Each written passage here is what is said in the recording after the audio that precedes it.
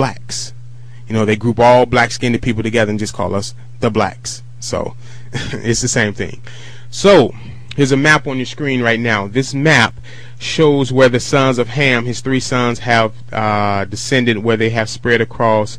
You see right there in Africa, you see Ham, and then you see Shem over here in what's called the so-called Mideast, and then you see the red area right there, that's in Europe, and that's called that's where the sons of Japhet are, the Europeans, the Gentiles.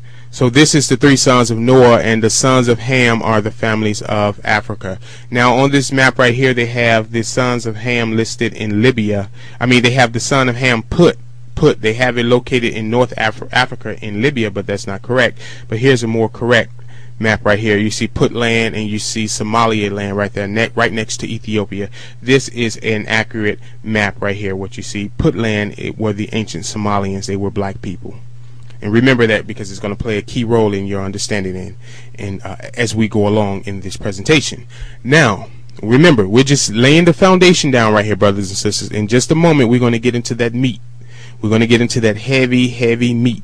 So right here is just the foundation so you can understand, because without this foundation right here, those of you who are not familiar with this information, you would get lost real quick if you don't have the foundation. So I want to bring the foundation first, because you cannot build anything without first, laying a foundation. So as we proceed from this point on, you will have a greater understanding of what's being presented, what's being given to you, because I understand that this is a different subject, this is a different topic. It is truth, and it's going to go against the lie hardcore, and we've been force-fed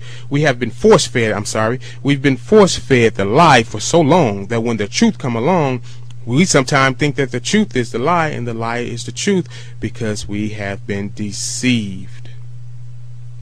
So to break down that deception, we're going to hit this thing hardcore. We're going to go into it, and we're going to let the Bible speak for itself.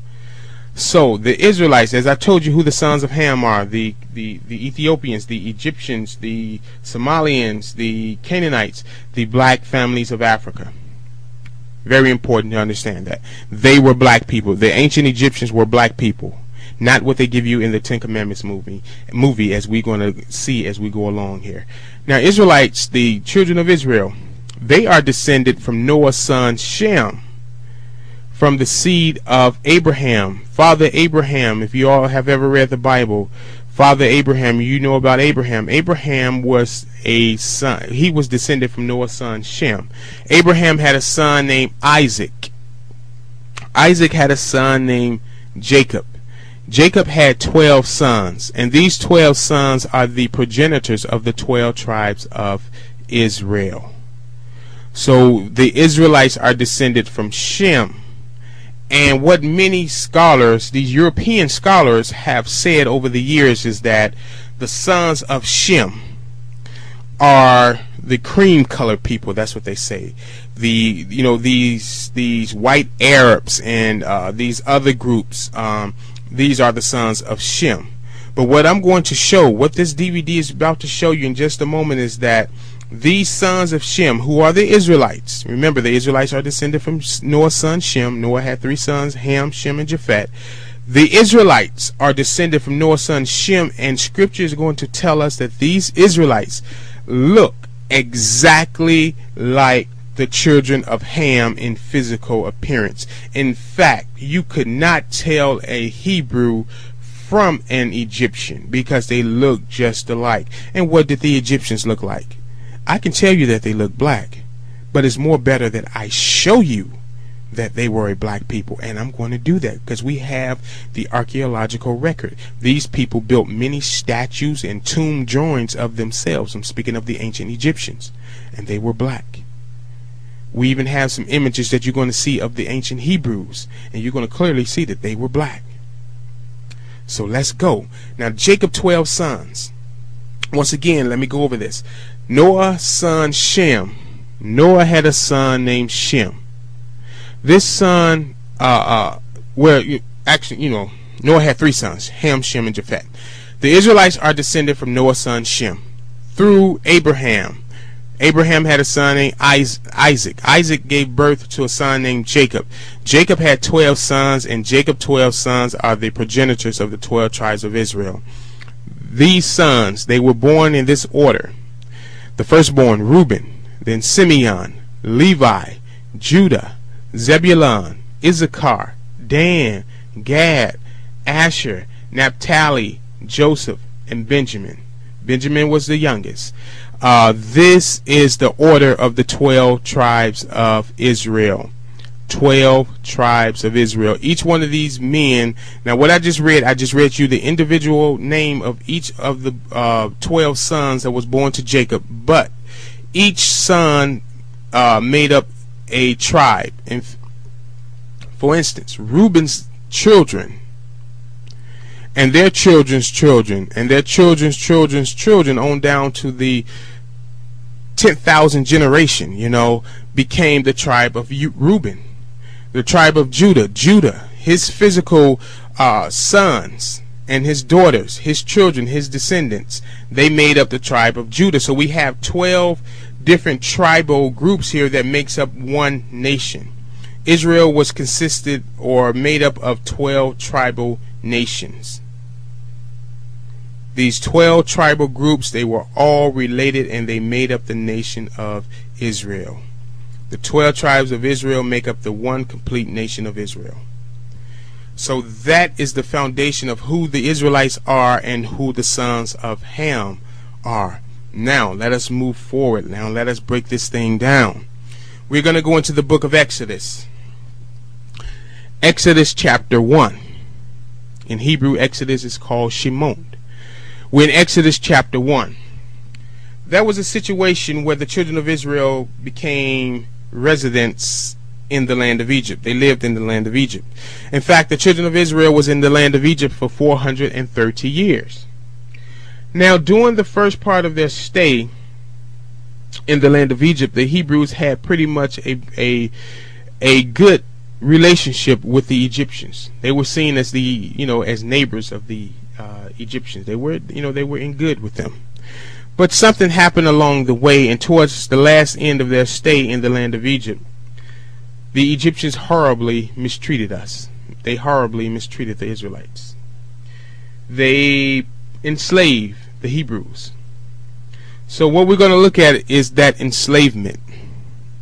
And we got to understand what went wrong. See, the Pharaoh during that time was afraid because the Hebrews had a tremendous population growth. But let me just go back one step and explain to you how the Hebrews got into the land of Egypt.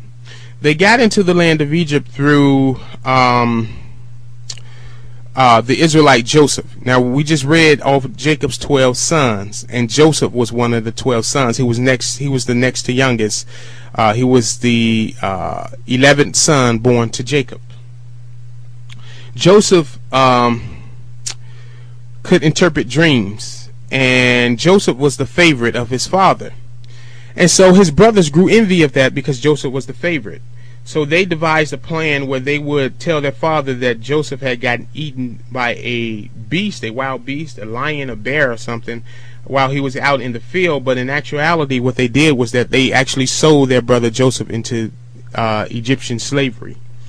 Well, they had a hand in his selling. They didn't sell him direct. What they did to their brother Joseph caused him to be sold into Egypt as a slave. So Joseph is in Egypt. His father thinks that he's dead. The rest of his family think that he's dead, but he's not.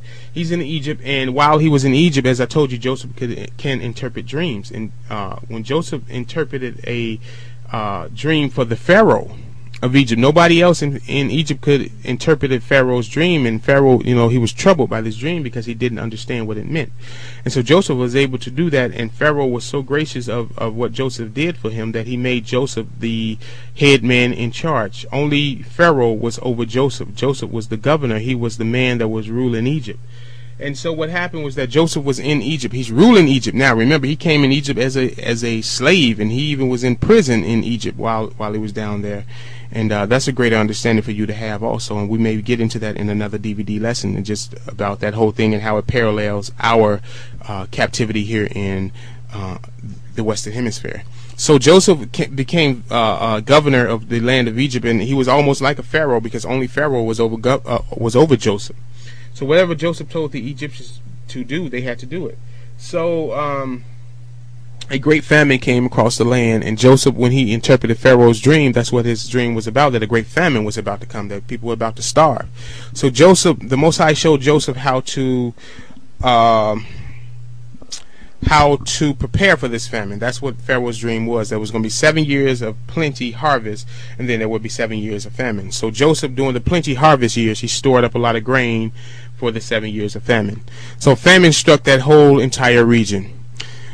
And so, I mean, cut the long story short, Joseph brought his entire people into Egypt because he was ruling Egypt, and they stayed in Egypt and they populated. When they came into Egypt, it was only 70 of them in number, and they grew to a multitude that is estimated to be over 2 million people when they exited out of Egypt. So while they were in Egypt, and that Pharaoh, because of Joseph, many pharaohs remembered the great works and just how great of a man Joseph was, so they showed great favor to the Hebrews that were staying in the land of Egypt. But there rose up a pharaoh that did not know Joseph, knew Joseph not. And this pharaoh, this is the one that enslaved the children of Israel, because he said, hey, y'all, look at this. We got all these shepherds up in here. They are outnumbering us. It's so many of them. So if they break out a war, and our enemies come against us, oh man, look, these people are going to join onto that enemy and come in here and attack us from the inside. The enemy is going to be on the outside, and these Hebrews are going to join onto that enemy, and they're going to attack us from the inside. So Pharaoh said, hey, we got to deal wisely with these people. We got to do something about their population growth. So Pharaoh came up with his own plan, or can I say his own form of birth control. Pharaoh was afraid of the Hebrews' population growth. He was afraid that those young warriors would join onto a nation outside of Egypt and come in and conquer Egypt and take over Egypt. So what did he do? We're going to go to Exodus 1 verse 16. Now you can read everything that I just told you. You can read that in Exodus chapter 1 from verses 1 through verses 15, because we're going to start right here at verse 16.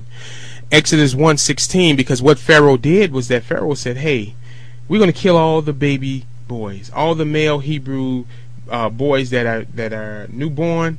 We're going to, when they're born, we're going to throw these into the river, and we're going to kill them. Now, Pharaoh first gave this order to Hebrew to Hebrew midwives. He told these women, he said, hey, listen here. Well, I don't even have to paraphrase it. Let's read it. Exodus 1:16. This is what Pharaoh said to the midwives about killing the Hebrew boys. Let's go Exodus 1 verse 16. And he said, when you do the office of a midwife to the Hebrew women and see them upon the stools, if it be a son, then you shall kill him. But if it be a daughter, then she shall live. So he said, if it be a son, you kill that son. But if it be a daughter, then that daughter shall live. So this is Pharaoh giving this charge to the midwives. Now these midwives refused Pharaoh's order, because they said, hey Pharaoh, by the time we get to the Hebrew women, these women have already given birth. They're already giving birth. They don't even need a midwife, Pharaoh.